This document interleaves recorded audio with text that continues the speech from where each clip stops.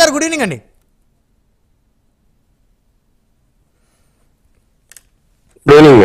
మొత్తానికి అధికారం వచ్చిన 35-40 రోజులు కాకముందే ఆంధ్రప్రదేశ్ రాష్ట్రాన్ని కూటమి ప్రభుత్వం రావణ కాష్టంలా మార్చేస్తూ ఉంది.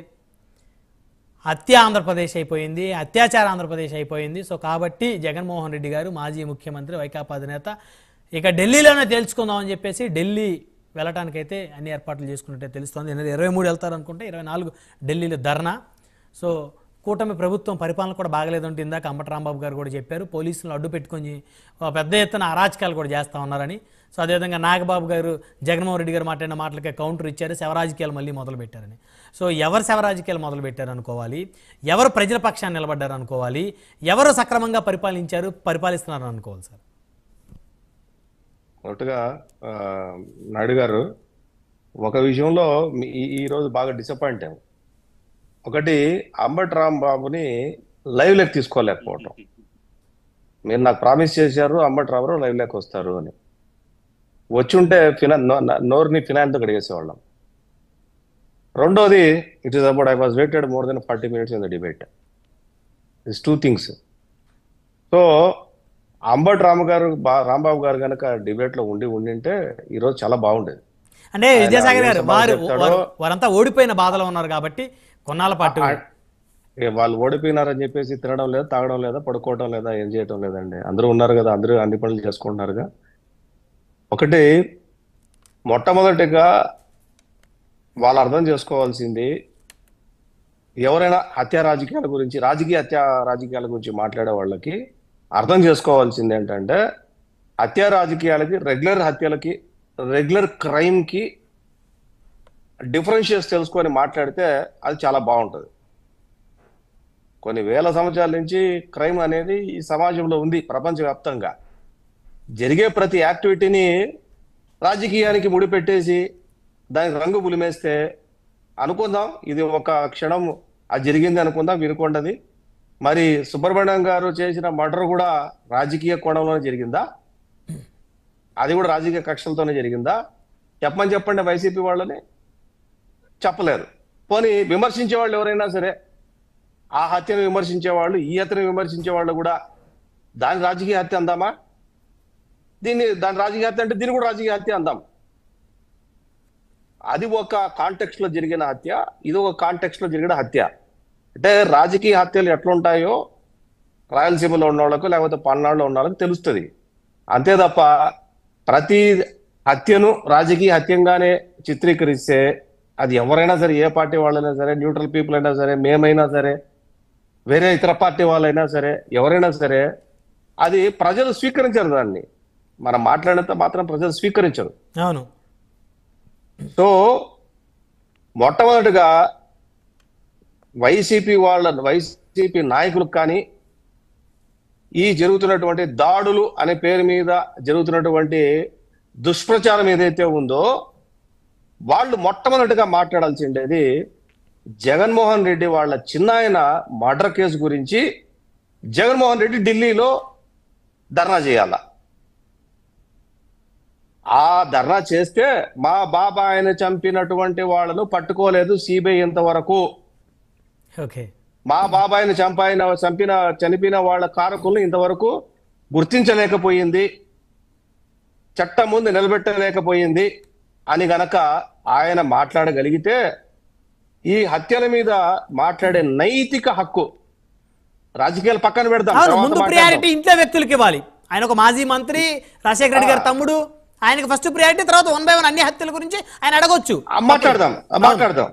నైతికత, ఒక మనిషికి ఉండాల్సినటువంటి నైతికత ఆ పార్టీ నేతలకు కానీ జగన్మోహన్ రెడ్డికి కానీ ఏమాత్రం కుసింతైనా ఉంటే ఆ హత్య గురించి మాట్లాడిన తర్వాత మిగతా హత్యల గురించి మాట్లాడితే చాలా బాగుంటది. రెండవది, వివేకానందరెడ్డి మర్డర్ కేసులో ఆరోపణలు ఎదుర్కొన్నటువంటి ముగ్గురు ఎవరైతే ఉన్నారో, ఉమామహేశ్వర రెడ్డి, సంథింగ్ గారు, ఇద్దరు ఉన్నట్టున్నారు, వాళ్ళు సీక్వెన్స్ ఆఫ్ హిస్టరీలో చనిపోతే ఆ హత్యల గురించి మాట్లాడితే మనం మాట్లాడదాం. వివేకానందరెడ్డి మర్డర్ కేసులో భాస్కర్ రెడ్డి కొడుకు, ప్రస్తుత కడప ఎంపీగా ఉన్నటువంటి అవినాష్ రెడ్డిని ఎందుకు రక్షించాల్సి వచ్చిందో సమాధానం చెబితే నైతికంగా మిగతా హత్యల గురించి మాట్లాడదాం. అవును. నీకు పనికొచ్చే వాటి మీద మాత్రము నీకు మాట్లాడుతున్నావు. ఏది రాజకీయ రంగు పులిమేసి. ఒకవేళ నిజంగా నువ్వు గనక ఇది రాజకీయ హత్య అనుకో నువ్వు అంటే, మరి ఎమ్మెల్సీ సుబ్రహ్మణ్యం చేసింది ఎమ్మెల్సీ చేసిన సుబ్రహ్మణ్యం దళిత యువకుడిని చేసింది కూడా రాజకీయ హత్యనా? లేదంటే డాక్టర్ సుధాకర్ హత్య కూడా రాజకీయ హత్యనా? అంటే ఇందాక నేను ఇప్పుడు మీరు ఏదైతే అడిగారో అనంతబాబు గారు డ్రైవర్ సుబ్రహ్మణ్యం సంబంధించిన ఎపిసోడ్, ఇందాక మాజీ మంత్రి వైసీపీ ఆయన అదే సమాధానము చెప్పాడా లేదా దాని గురించి నాకు సబ్జెక్ట్ కాదు ఇక్కడ. ఆయన రాజకీయ హత్యల గురించి మాట్లాడే ప్రతి ఒక్కరు దీనికి సమాధానం చెప్పిన తర్వాత వినుకొండలో జరిగిన హత్య గురించి మాట్లాడితే చాలా బాగుంటది నేను అనుకుంటున్నా. ఓకే, నేనేమంటాను, శ్రీకాంత్ అనే ఒక దళిత యువకుడిని మాస్కు లేదని కొట్టి చంపితే దాన్ని కూడా రాజకీయ హత్య అందామా?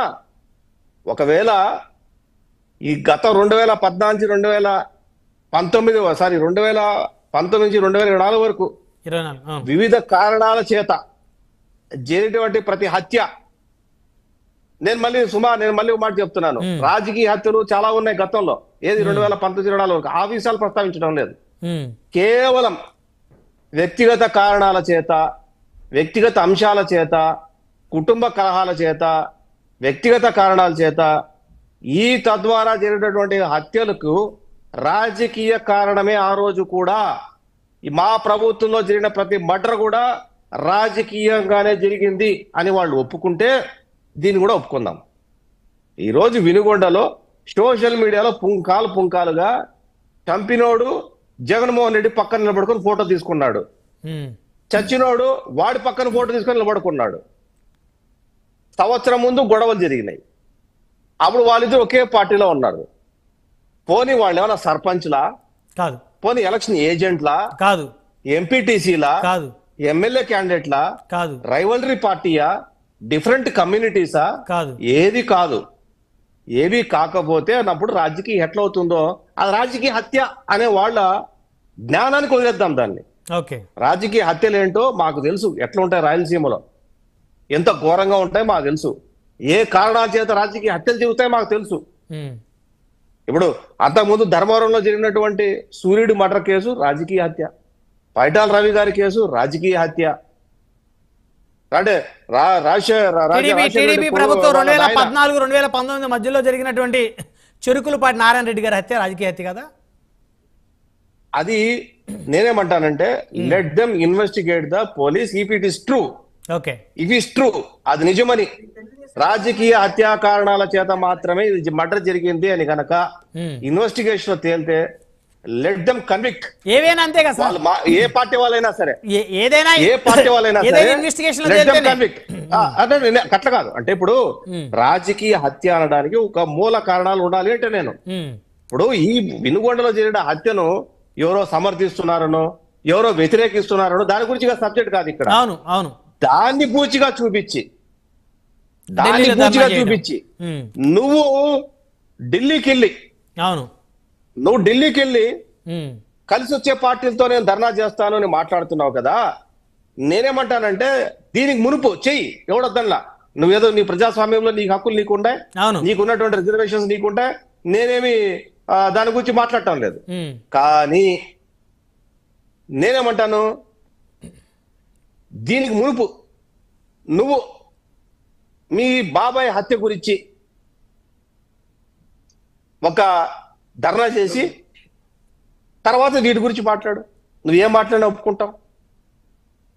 అంతేగాని నీకు కావాల్సిన అంశం, నీకు మర్డర్ చేసిన నీ చుట్టుపక్కల పెట్టుకొని ఒక సమాజంలో జరిగే సాధారణమైన క్రైమ్ రేట్ లో ఏదైతే ఉండదాని మీద ఎస్ నో డౌట్ మేము కూడా లా అండ్ ఆర్డర్ ని కంట్రోల్ చేసే బాధ్యత ప్రభుత్వం మీద ఉంది. ఒక్క విషయం చెప్పండి విద్యాసాగర్ గారు, ఇప్పుడు మీ కూటమి ప్రభుత్వంలో శాంతి భద్రతలు ఎలా ఉన్నాయి? మీ అభిప్రాయం చెప్పండి.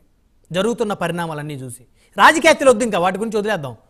ఏదైనా హత్యలు అత్యాచారాలు ఏవైనా వాటిలో రాజకీయంగా కాకుండా మామూలుగా చూద్దాం. ఎలా ఉంది మీ అభిప్రాయం? శాంతి భద్రతలు అదుపుతో కనపట్లేదా? అప్పుడు మీరు 2019 కానీ లేకపోతే 2023 కానీ 2023 సేమ్ మంత్ లో మీకు క్రైమ్ ఎవ్రీ ఇయర్ మీకు క్రైమ్ రివ్యూలో ఉంటది. తీసుకుందాం. ఉమ్, లాస్ట్ ఇయర్ వాళ్ళ పరిపాలనలో ఉమ్, 5 సంవత్సరాల పరిపాలన కూడా తీసుకుందాం. ఓకే. చూద్దాం ఇది గా ప్లస్ ఆర్ మైనస్ 1% ఉందా, 2% ఉందా, 10% ఉందా, 20% ఉందా చూద్దాం.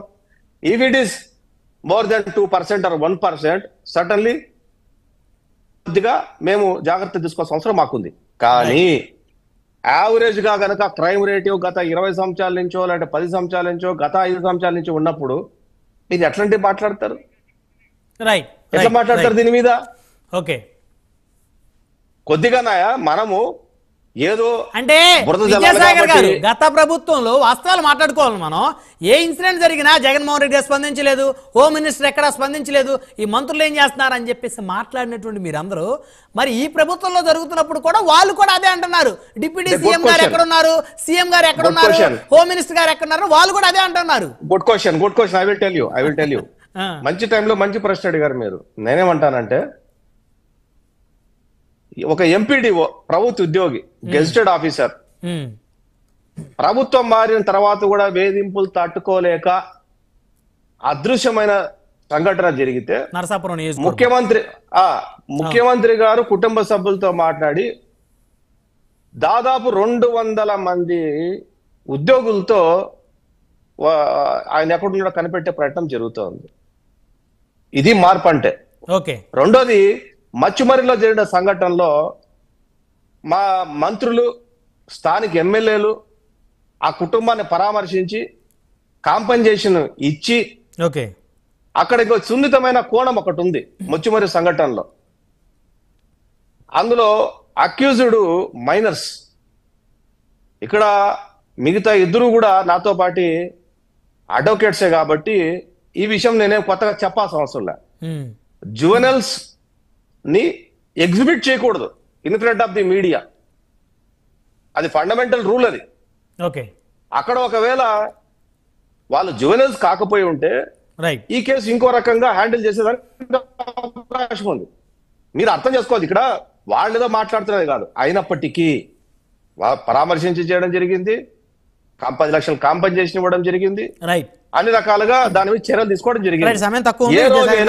ఏ రోజైనా వాళ్ళు చేయలేదంటారు. ముఖ్యమంత్రి ఒక సంఘటన జరిగితే నేరుగా కుటుంబ సభ్యులతో మాట్లాడి ఒక 100 మందితోనో 200 మందితోనో దాని మీద ఇన్వెస్టిగేషన్ చేసిన పాపాన గత 5 సంవత్సరాలు మనం చూసామా? లేదు. మంత్రులు కానీ ఎమ్మెల్యేలు కానీ వాళ్ళ ఇంటికి పరామర్శకు వెళ్ళి విషయాన్ని కూలంకుషంగా చర్చించినటువంటి సంఘటన మనం చూసామా? అంటే మనం ఏమి చేసినా ఎదుటివాడికి కనపడనప్పుడు, ముఖ్యంగా వైసీపీ వాళ్ళకి ఇట్లాగే మాట్లాడతారు. కానీ ఈ తేడా ప్రజల్లో ఉంటుంది.